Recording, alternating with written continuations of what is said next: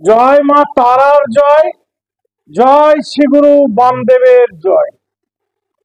দেখুন, আপনি যে ভিটেটাতে বাস করছেন, যেখানে আপনার বাড়ি, হয়তো কেউ কেউ দেখতে পাবেন বা শুনতে পান যে হঠাৎ বাড়ির ছাদে দুমদাম আওয়াজ হচ্ছে, কেউ হেঁটে বেড়াচ্ছে, কি কোনো কালো ছায়া শট করে যেন চলে গেল।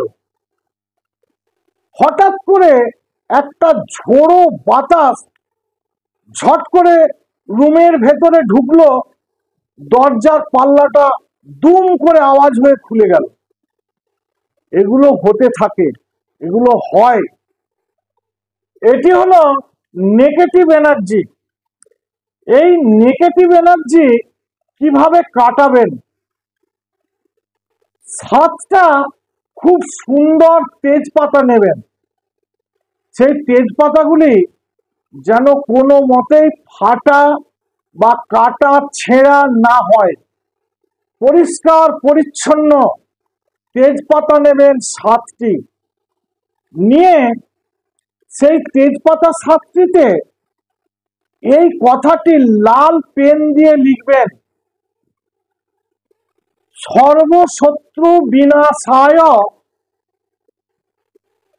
পচ পচ দহনম ভস্মীভূত। সর্বশত্রু বিনাশায় পচ পচ দহনম ভস্মীভূত। এই কথাটি লিখবেন লাল কালি দিয়ে। লিখে এই 3টে আঙুল দিয়ে 7বার লবণ তুলবেন।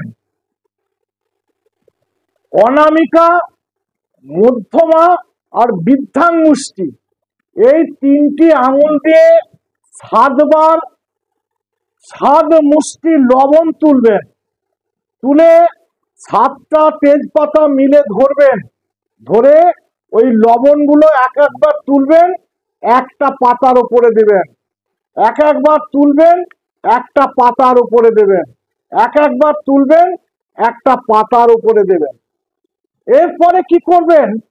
একটা ছোট্ট মাটির পাত্র নেবেন, তাতে কিছুটা কর্পূর দেবেন, আর 2 ফোঁটা মধু, 2 ফোঁটা ঘি দিয়ে ওই তেজপাতাগুলিকে জ্বালিয়ে দেবেন।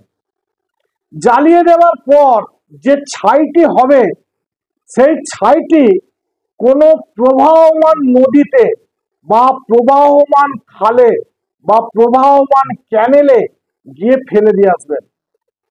দেখবেন আপনার বাড়ির থেকে ওই নেগেটিভ এনার্জি বা হাওয়া বাতাসের দোষ, এর থেকে চিরতরে মুক্ত পাবেন।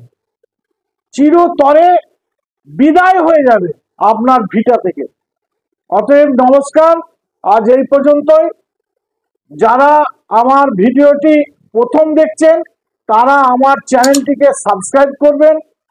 আর আমার ভিডিওটি যদি ভালো লেগে থাকে, তাহলে লাইক করুন, শেয়ার করুন, কমেন্ট করুন।